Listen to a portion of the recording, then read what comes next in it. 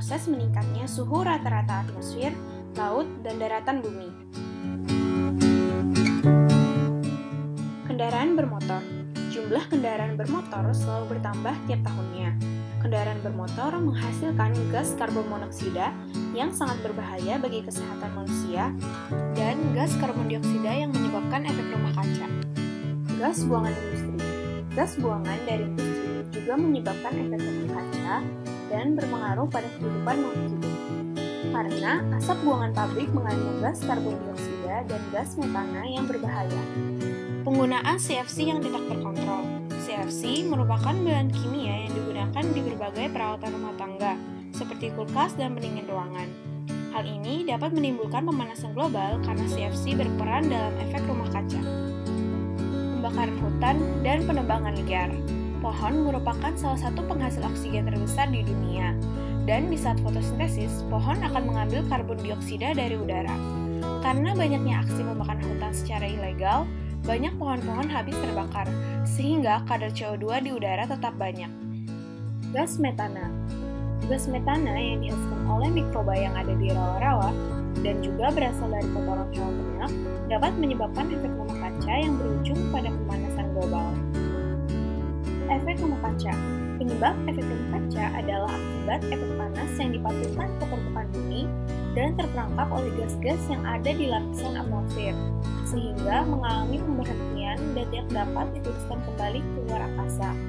Akibatnya, panas cahaya matahari terperangkap di dalam bumi, sehingga suhu udara di bumi semakin panas. Penumpukan limbah secara terbuka dapat menjadi penyumbang gas rumah kaca, sehingga dapat terjadinya pemanasan global yang diikuti dengan perubahan-perubahan iklim. Hal tersebut juga diikuti dengan dampak-dampak lainnya, seperti kebakaran hutan, mencairnya es di kutub, krisis air bersih, naiknya permukaan air laut, dan lain sebagainya. Dalam hal ini, contohnya dari limbah rumah tangga, yang salah satunya dapat menghasilkan gas metana, karbon dioksida, dan nitrogen oksida. Gas-gas tersebut berasal dari sampah organik. Seperti yang telah diketahui, sampah tersebut terbagi menjadi dua jenis, yaitu sampah anorganik dan organik.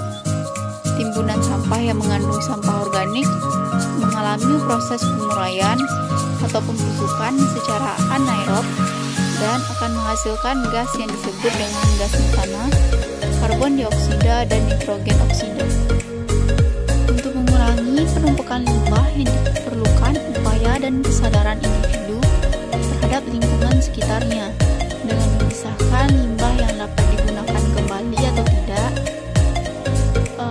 dan lain-lain halnya dengan limbah rumah tangga seperti sampah, terutama dapat dipisahkan antara organik dengan anorganik. Sampah anorganik seperti botol plastik, kaleng, sedotan plastik, dan sedotan plastik lainnya dapat dimanfaatkan kembali untuk membuat produk kerajinan, sedangkan sampah anorganik dapat diolah bersamaan dengan limbah lainnya untuk menjadikan pupuk tanaman agar lebih ramah lingkungan dibandingkan dengan penggunaan pupuk.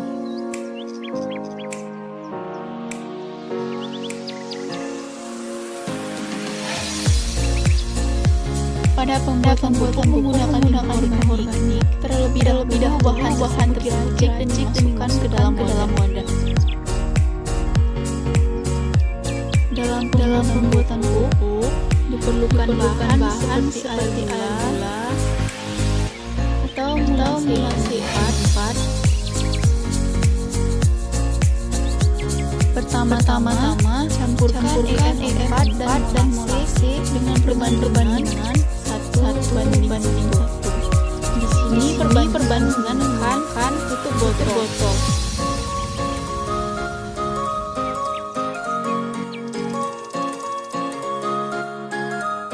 Selanjutnya ditambahkan air dengan mengukur dengan tutup botol, yaitu sebanyak kisaran 50 tutup botol.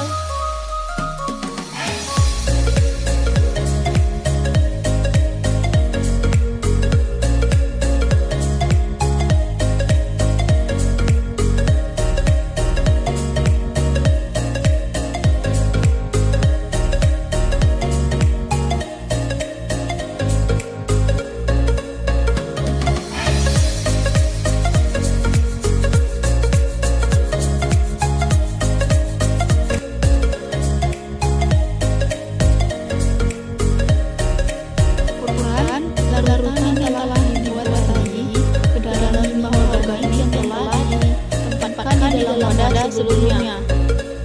Kemudian adukkan semua bahan campur rata.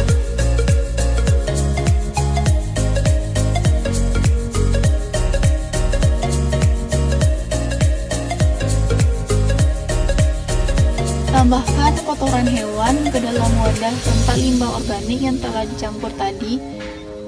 Kotoran hewan sendiri merupakan limbah dari peternakan yang dapat menghasilkan gas metana.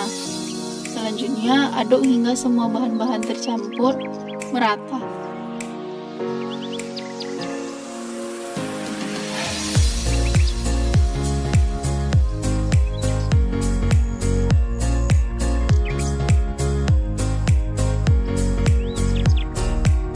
Masukkan hasil olahan tersebut ke dalam kantong plastik agar pembusukan dapat dilakukan dengan sempurna.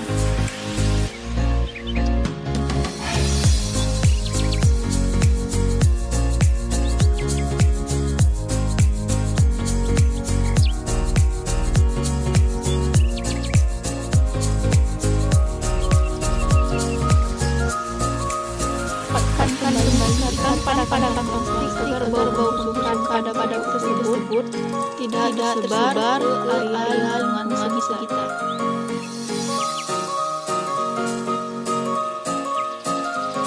Tutup dan rapatkan hasil olahan tersebut ke dalam ember, lalu diamkan selama 1 minggu agar pembusukan pupuk sempurna dan pupuk tersebut siap untuk digunakan.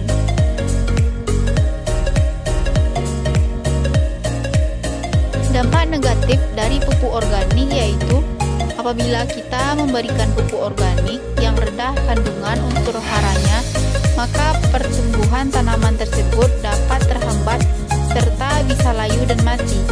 Apabila kita memberikan pupuk organik yang mentah, maka akan terjadi proses pembusukan lebih lanjut yang dilakukan oleh mikroorganisme pengurai yang ada di dalam tanah. Pupuk organik bisa dikatakan lebih ramah lingkungan dibandingkan dengan pupuk anorganik, karena bahan-bahan yang digunakan untuk membuat pupuk ini berasal dari bahan organik.